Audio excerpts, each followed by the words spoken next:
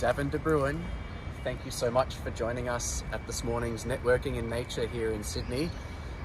We had one of those mornings where it could have rained or not, but thankfully it held off. We got a little bit of sprinkle at one point, but that didn't stop us from having a really nice walk and beautiful conversations which were led by your story, the way you shared, and got people to really reflect on their story. And I think it'd be just really nice to recap some of that. Obviously, you do a lot of great work with Parramatta Mission, which people are quite familiar with, and Thread Harvest as well, which you introduced us to. But today you shared more of the story of where all that came from, and also some of the questions that you were asking yourself that helped you along that journey. I wonder if you'd just be able to recap some of that for those who missed out.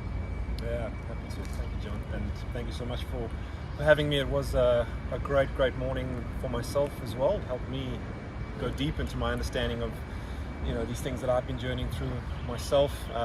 Just recapping, kind of, I guess the first topic was exploring this idea of what I've termed as Average-ism, which is basically the idea, as we discovered from the beginning of the chat, that most of us feel like we're average in our lives, right? We're not the best at sort of what we do. We're not the best parent or friend or student, but we're not the worst. We're in the middle. We're just average. And for me, this feeling of Average-ism, it brought me to a stage where I just felt like life wasn't really that great. It wasn't really exciting. It wasn't worth living. It was like, well, what's the point if I'm just average? Which led to frustration, which led to anger, and ultimately depression. But also kind of a key moment in my life of surrendering and letting go, and saying, okay, I'm willing to discover what the real purpose and meaning is to life, and I'm going to stop trying to discover it in the way that I think I need to discover it. And that kind of led me to the second stage of sharing, which was shortly after that moment in my life, I had this desire to start a business.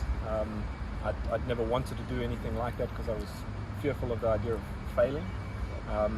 And if I failed, would that mean that I'm a failure?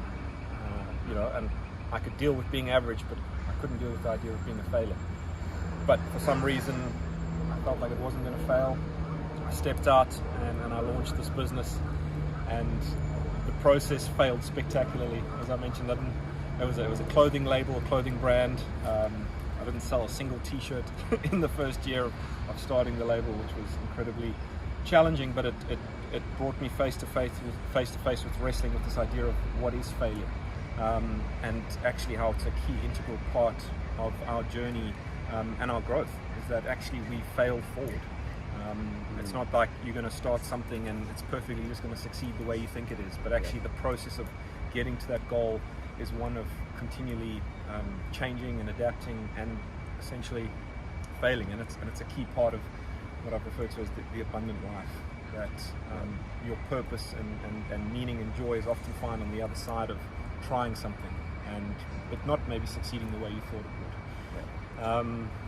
Well, and I love that idea of abundance, and we also had a bit of a chat, you and I, just privately walking along around abundance and what does it actually mean. And I think that tied into the final part of the journey that you shared with us, which was very much refocusing us on looking outwards around the impact and how we can serve and how we can give and how we can be generous with our gifts and talents in the world, and in doing so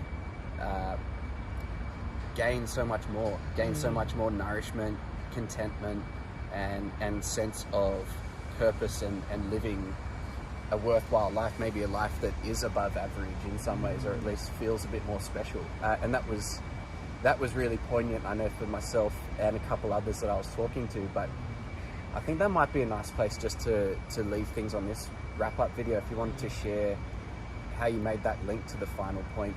And there was even a beautiful quote, and I'd never heard somebody quote from such an amazing source as you'd quoted from this morning, but I think it might be worth sharing it. Was that the biblical reference? Yes. Okay. Totally unexpected. And was really fitting. Yeah, it's interesting, this idea of giving or practicing generosity. It's something that's so countercultural, right? It's like, well, if I give, then I lose. Yeah. But what I've discovered through this process of giving is actually that you gain so much more when it comes to the idea of fulfillment and contentment and joy. It was in actually looking outwards and saying, how can I, make a difference in other people's lives? That gave me that sense of accomplishment. And it's actually in those moments that I don't feel average. It's when helping someone else that I feel so powerful, when I see someone else stepping into the fullness of their ability. And I guess what really helped me come to terms with this teaching or this truth was a passage from the Bible. Jesus, as I mentioned, he's a master rabbi. He's interpreting scripture for people to experience the abundant life, the blessed life. And one of his scriptures on the Sermon on the Mount is, "Blessed are those who hunger and thirst for righteousness, for they will be satisfied." The word blessed being ashri, which means happy. Happy are those. And the word righteousness being tzedak, and the word generosity or charity being tzedakah, which is essentially righteousness revealed. So another way to say that scripture is, happy are those who live a life in service and making other people's lives better, in practicing charity and being generous.